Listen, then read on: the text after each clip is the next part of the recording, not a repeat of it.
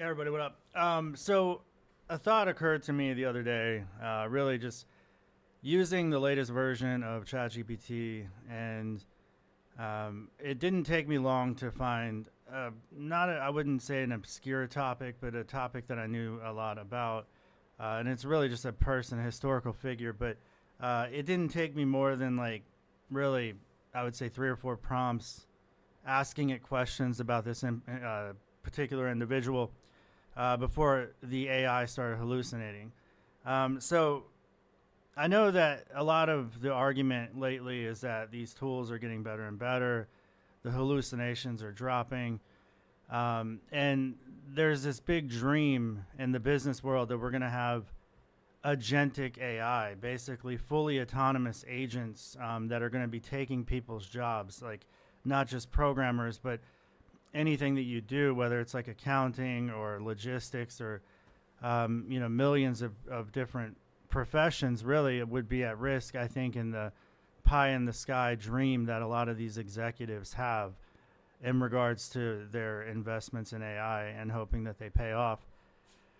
And one thing that does stand out is that it's just never going to happen, because the biggest problem, and Claude Co-work or whatever that product is that just came out, there was an article where they were able to figure out that this thing could be exploited like very, very quickly. So this Claude Co-work thing is like creating like a workspace that would apply not just to programming. It's not like an IDE, but it's like something that you would be able to use in, like I said, logistics or accounting or just office management.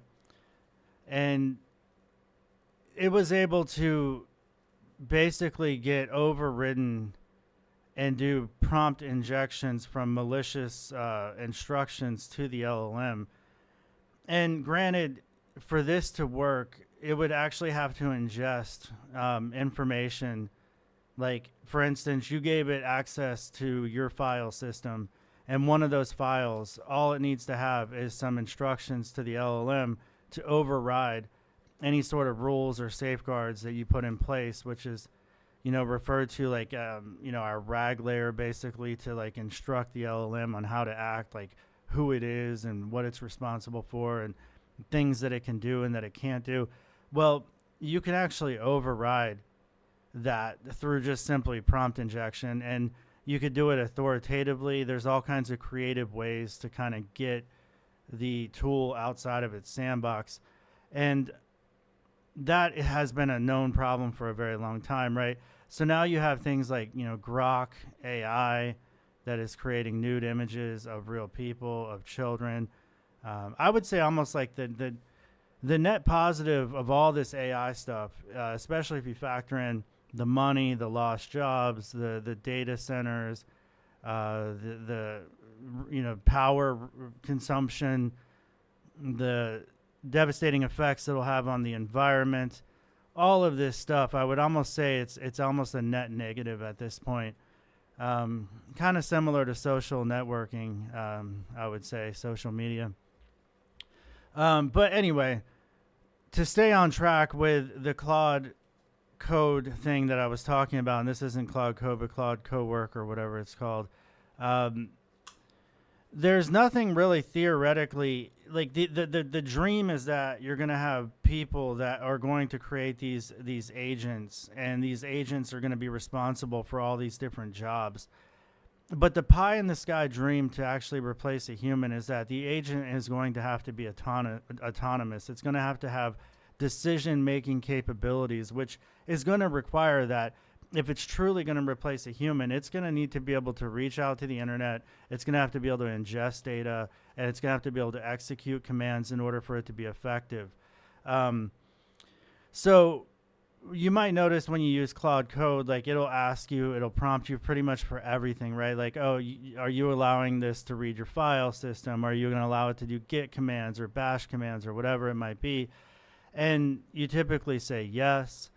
But that's as a programmer. Can you imagine the average technical or non-technical person out there that is just simply going to be saying yes to these, prompt permissions?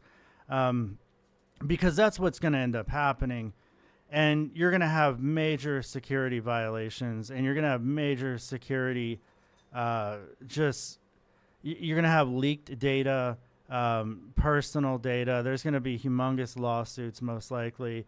And ultimately, the liability of these tools is probably what's going to be the downfall.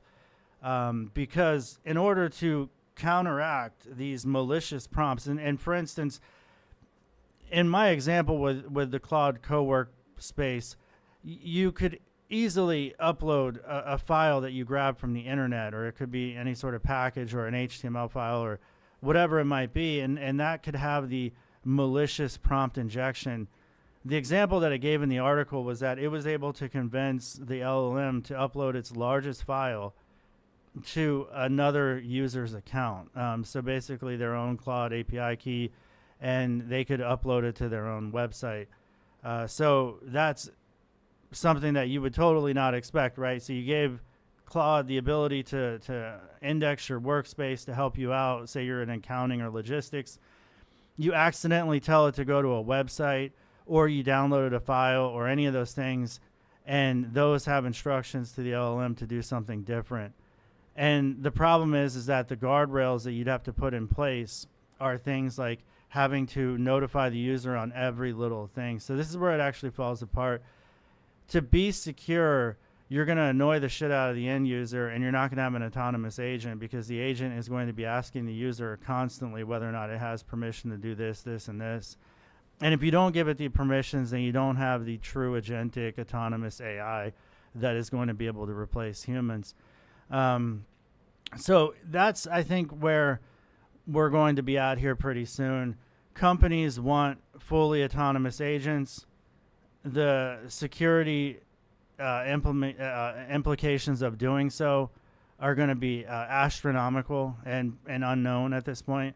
So eventually companies are going to realize, oh, wait, we can't have autonomous agents. Like basically every little thing that this thing tries to do and execute is going to have to be reviewed by a human, because otherwise this thing could be downloading viruses. It could be uploading your data to God knows where. It could be deleting your hard drive. So it's basically almost like malware, but, you know, really one of the things too is if you gave this thing power to the internet, they call it the lethal trifecta, right? Where you have the ability for the agent to have access to your personal private data, and then the autonomousness to be able to execute tools and things like logging into websites or writing checks or God knows what. And then giving it access to the internet so that it can actually learn and ingest data. So the problem is that, like, theoretically you could end up having a bunch of people writing blogs and things. You could have a blog that has millions of articles on like how to or whatever, and there could be hidden prompt injections inside of all of that text that can be consumed by the LLM. So for the LLM, it's going to have a bunch of guardrails, and we're already seeing that.